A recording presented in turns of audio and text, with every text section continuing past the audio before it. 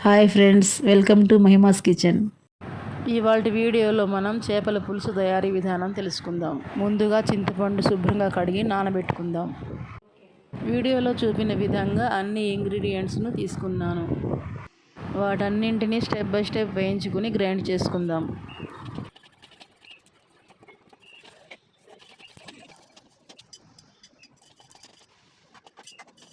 ఉల్లిపాయలను నిలువుగా కట్ చేసుకున్నాను.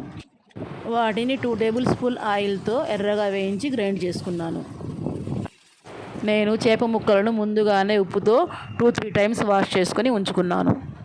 ఇప్పుడు చేప ముక్కలకు 3 స్పూన్ల కారం, 1/2 స్పూన్ పసుపు, 3 స్పూన్ల గల్లుప్పు మరియు గ్రైండ్ చేసుకుని ఉన్న మసాలాలన్నీ కలిపాను.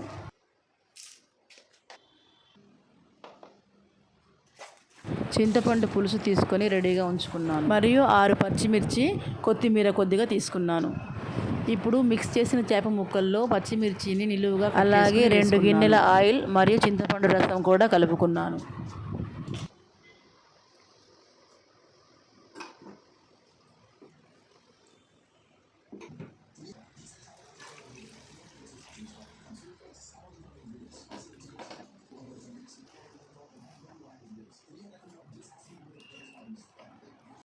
ఇప్పుడు స్టవ్ ఆన్ చేసుకుని 10 నిమిషాల పాటు హై ఫ్లేమ్లో ఉడికించాను. 10 నిమిషాల తర్వాత చేపల పులుసును మీడియం ఫ్లేమ్లో మరో 10 నిమిషాలు ఉడికించాను.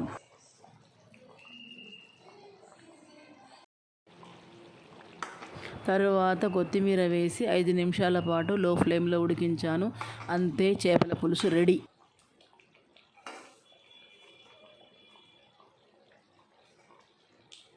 Thanks for watching.